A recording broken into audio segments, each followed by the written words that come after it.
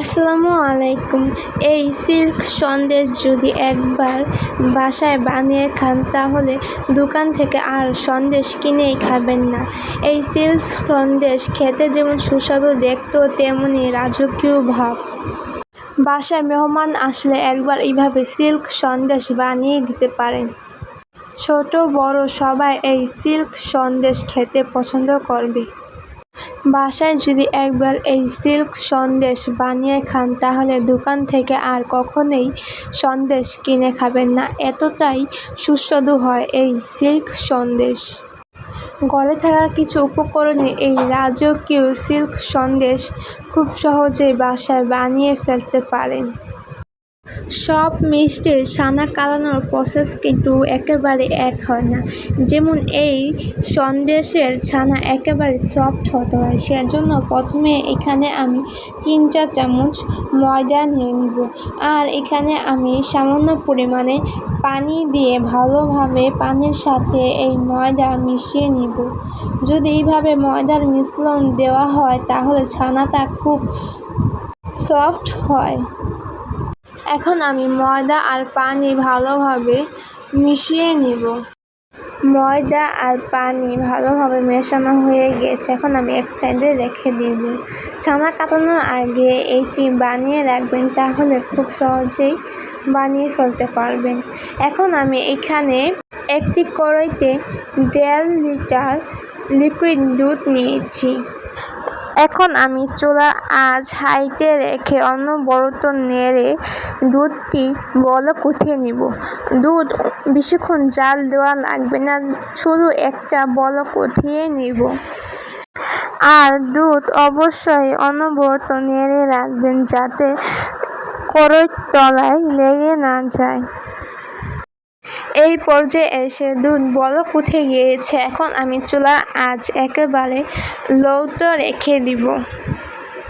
চুলার আঁচ লোতে রেখে এখন আমি অল্প অল্প যে ময়দার মিশ্রণ বানিয়ে রেখেছিলাম সেখান থেকে অল্প অল্প দিয়ে আমি অনবরত নেড়ে রাখবো যাতে এটি দলা ধরে না যায়। এই ময়দার মিশ্রণ দেওয়ার সময় অনবরত নেড়ে রাখবেন, তা না হলে এটি দলা ধরে যেতে পারে। এখন আমি অল্প অল্প দিয়ে এই ময়দার মিশ্রণটি ভালো করে মিশিয়ে নিব। এই ময়দার মিশ্রণ ভালোভাবে মেশানো হয়ে আসলে এখানে আমি প্রায় 8 চা চামচ লেবুর রস নিয়েছি। আমি লেবুর রস দিয়ে ছানা কাটবো, আপনারা চাইলে ভিনেগারও ইউজ করতে পারেন।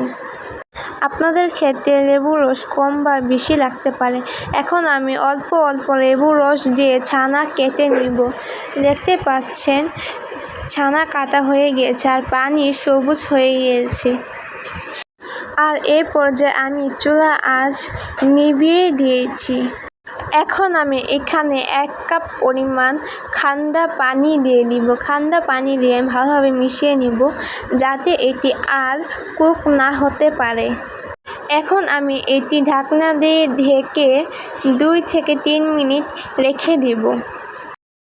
এখন প্রায় 3 মিনিট পর আমি একটি ছাঁকনির ওপরে একটি সুতির কাপড় দিয়েছি। এখন আমি যে ছানা বানিয়ে রেখেছি সেটি এখন আমি ছেঁকে নিব। আপনারা যদি গরুর প্যাকেটের দুধ বাদে একেবারে খাঁটি দুধ নেন তাহলে ছানার পরিমাণ বেশিও হতে পারে। এখন আমার ছেঁকা হয়ে গেছে, এখানে আমি প্রায় 2 কাপের মতো ঠান্ডা পানি দিয়ে দিব যাতে লেবুর যে একটি টক ভাবটা আছে সেটি যাতে বের হয়ে যায়। এখন আমি আলতো হাতে হালকা চেপে যে পানিটা আছে সেটি বের করে নিব। এটি অতিরিক্ত চেপে পানি বের করা যাবে না, কারণ ছানা অনেকটাই সফট। আমি আলতো হাতে হালকা একটু চেপে নিব। এখন আমি এটি ছাঁকনির ওপরে আধা ঘন্টা রেখে দিব। আপনারা চাইলে কোনো জায়গায় ঝুলিয়েও রাখতে পারেন। 30 মিনিট পর এখন আমি এটি একটি পাত্রে ঢেলে নিব। এখন আমি ছানার দলা ধরে আছে সেটি ছানার দলাটা উইস্ক দিয়ে ভেঙে দিব। আপনারা এটি দেখিয়ে দিচ্ছি ছানা কতটা সফট, দেখতেই পাচ্ছেন। ছানার দলা ভাঙা হয়ে গেলে এখন আমি একটি ব্লেন্ডার জালে ছানাগুলো ঢেলে নিব। ছানাগুলো ঢালা হয়ে গেলে এখানে আমি প্রায় 5 চা চামচের মতো চিনি গুঁড়ো করে দিয়েছি। আপনারা মিষ্টি বেশি খেলে চিনির পরিমাণ আরও বাড়িয়েও দিতে পারেন। আর এখানে আমি প্রায় 3 চা চামচের মতো গুঁড়ো দুধ দিয়েছি, তাহলে খেতে ভালো লাগবে। এখন আমি এটি 1 মিনিটের মতো ব্লেন্ডার করে নিব।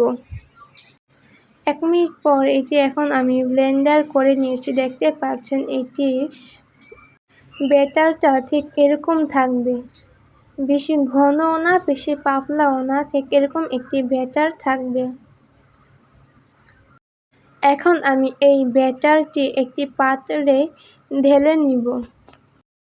এখানে আমি কিছু গাজর একেবারে মিথি দানার মতো করে ছোট ছোট টুকরো করে কেটে নিয়েছি, একেবারে মিথি দানার মতো। এই গাজর কুচি দিলে এটি খেতে আরও সুস্বাদু হয়। এই সন্দেশের টেস্টটা দ্বিগুণ বাড়িয়ে দেয়। আর এই গাজর দিলে একেবারে রাজকীয় ভাব আনে। এখন আমি গাজর এই ছানার সাথে ভালোভাবে মিশিয়ে নিব। আমার ছানার সাথে ভালোভাবে গাজর মেশানো হয়ে গিয়েছে। এখন আমি এটি এক সাইডে রেখে দিব। আর এখানে আমি একটি মোল্ড নিয়েছি আর একটি বাটার পেপার নিচে দিয়েছি। এখন আমি এইটি ঢেলে নিব। আপনারা চাইলে যে কোনো মোল্ডেই ঢেলে নিতে পারেন। আমার সম্পূর্ণ ব্যাটার ঢালা হয়ে গিয়েছে। এখন আমি ভাপ দিয়ে এটি 20 থেকে 25 মিনিটের মতো রান্না করে নিব। এটি 20 থেকে 25 মিনিটের বেশি রান্না করা যাবে না, তাহলে ওভারকুক হয়ে যাবে।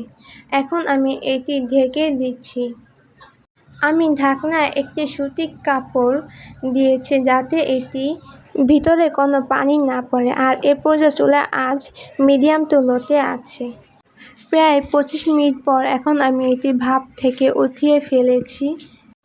এটি রুম টেম্পারেচারে এসে গেলে প্রায় 5 থেকে 7 ঘন্টার জন্য আমি এটি ফ্রিজে রেখে দিব সেট হওয়ার জন্য। প্রায় 6 ঘন্টা পর আমি ফ্রিজ থেকে বের করে নিয়েছি। এখন আমি চাকু দিয়ে এটি পাশ থেকে ছাড়িয়ে নিব। আপনাদের বাসায় কোনো মেহমান আসার দাওয়াত থাকলে আগের দিন রাতে এটি বানিয়ে নিতে পারেন, আর মেহমান আসলে এটি সার্ভ করে নিতে পারেন। এখন আমি এটি সার্ভিং ট্রেতে ঢেলে নিয়েছি। আর এটি উপরে যে বাটার পেপার ছিল সেটি আমি উঠিয়ে ফেলেছি। বাটার পেপার দিলে এটি খুব সহজে উঠে আসবে। আর এখন আমি এটি কেটে নিব। আপনারা আপনাদের ইচ্ছা অনুযায়ী কেটে নেবেন। দেখতে পাচ্ছেন চাকু দিয়ে ধরার আগে এটি কেটে যাচ্ছে, কতটা সফট হয়েছে। এরকম এই সুস্বাদু সন্দেশ কোনো দোকানেই পাবেন না। এটি দেখতে যেমন রাজকীয় ভাব, খেতেও দারুণ স্বাদের হয়। আর ঘরে থাকা কিছু উপকরণে এই সহজ সন্দেশ বানিয়ে ফেলা যায়। ছোট বড় এই সন্দেশ সবাই পছন্দ করবে। একবার এই সন্দেশ খেলে আর বাহির থেকে কিনে সন্দেশ খাবেন না। আর ঘরে বানানো খাবার শরীরের জন্য খুবই স্বাস্থ্যকর হয়। আর যাদের ডায়াবেটিস আছে তাদের জন্য এই সন্দেশ একেবারে পারফেক্ট, কারণ এই সন্দেশে মিষ্টি কম ব্যবহার করা হয়। এই সন্দেশ একবার খেলে বারবার খেতে চাইবেন, এতটাই সুস্বাদু হয়। আর এটি দেখতে একেবারে রাজকীয় ভাব আনে। কোনো মেহমান আসলে এরকম সন্দেশ বানিয়ে দিতে পারেন। এই সন্দেশ একেবারে তুলোর মতো নরম ও একেবারে সফট একটি সন্দেশ। এই সন্দেশ দেখতে যেমন আকর্ষণীয়, খেতেও তেমনই সুস্বাদু। একবার এই সন্দেশ বাসায় বানিয়ে দেখতে পারেন, ছোট বড় সবাই পছন্দ করবে।